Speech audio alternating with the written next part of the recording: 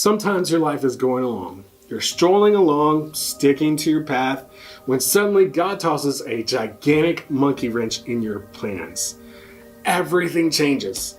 You go from knowing what you need to be doing over the next year to having no clue what you're even doing today. That happened to me in 2018. It's why I now live in South Central Illinois instead of Atlanta, Georgia, and why I haven't been able to keep up with weekly videos lately. I had people suddenly decide I wasn't a good fit for them and influence two boards to vote to terminate me. But for some reason, they didn't seem it necessary to tell me for another 3 months. And then they made it very, very clear that I just was not welcome anymore. It was a very difficult time. I discovered that people I thought were friends had been lying about me behind my back, and others just simply abandoned me without so much as so what's your side to this? If you've been in ministry for a while, you've probably experienced something like this. If not, good for you, but just wait, it's coming. Not to be negative, but that's just life in ministry. There are negative influences in every organization, some with the best of intentions who don't even realize the harm that they're causing. However, God used this particular negative experience to bring me to the best ministry team I've ever worked with. Looking back, I've realized God used this experience to teach me some very valuable lessons. And here are a few of the things I learned. Number 1, churches are rarely what they appear to be. Have you ever watched one of those old westerns? You've probably seen the sets for them. They're often just simply a painted facade held up with 2x4s. No walls, no floor. To get inside shots, the makers of these films would go to a separate soundstage. But for outside shots, in order to save money, they only built the front.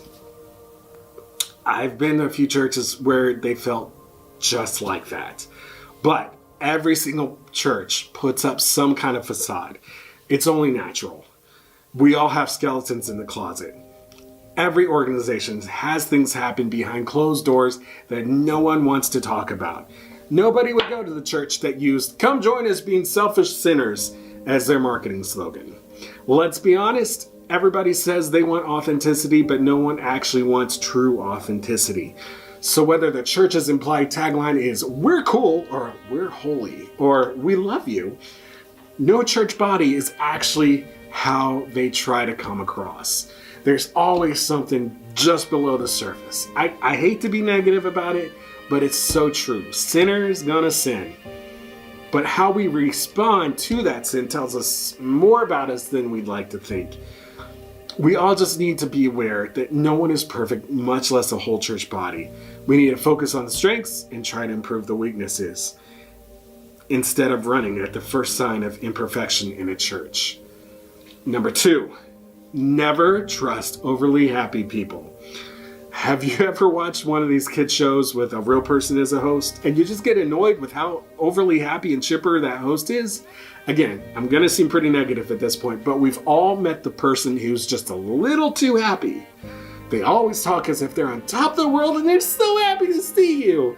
Maybe even talking with the slightest hint of that tone we all use when we talk to babies. They're always fake. It doesn't matter how good the act is. I've dealt with 2 people in particular like this.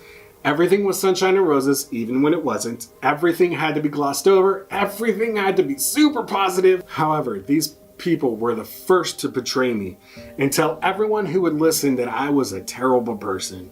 But I mean, look at this face. Okay, I may not be perfect, but I wasn't the only one they did this to either. It just wasn't a good picture. Positivity is a good thing. We should aim for that. But positivity for the sake of positivity only causes harm. And besides, it's just annoying. Happiness and joy are not always the same thing, despite what we may think. Counting it all joy doesn't mean ignoring sin and bad things that happen. Number 3, no guarantees in ministry. Seriously. This one should be obvious, but it still bears repeating. Whether you're in the seats or on stage, you're not guaranteed a successful ministry.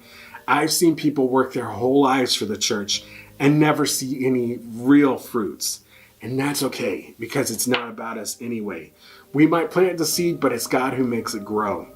And it's rarely according to our timetable. No matter what level of ministry we're involved in, whether we're greeters or the pastor, we can't go in with high expectations. The best thing we can do is work, then sit back and watch God do his thing.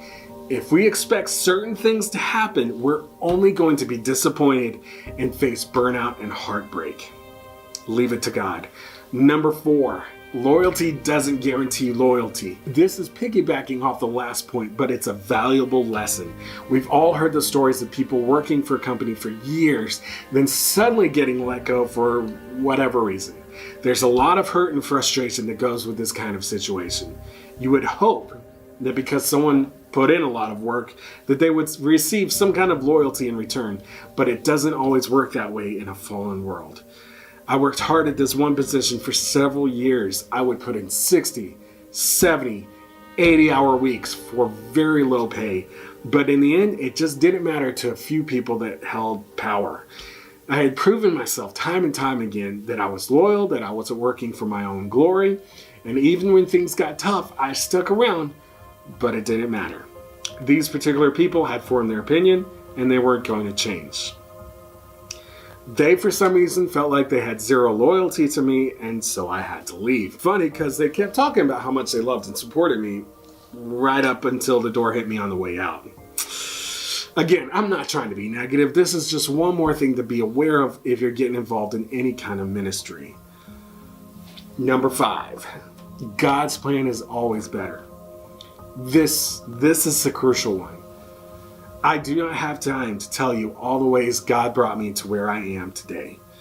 I thought I was doing the right thing by staying in my last job and staying loyal, but God showed me very quickly that it was a very bad situation, one that I would only be more miserable in if I stuck around longer. He proved himself faithful.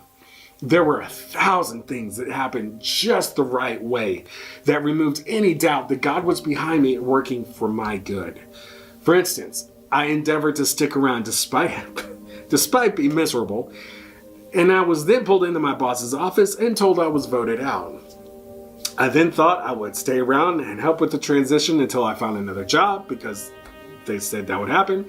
But every single day I stuck around, I discovered more knives in my back. Layer after layer was quickly pulled back from behind the scenes, and I was made aware of some really bad things that I'd previously had very little clue about. I applied to 100 different churches and technology jobs, and not a single one near me responded.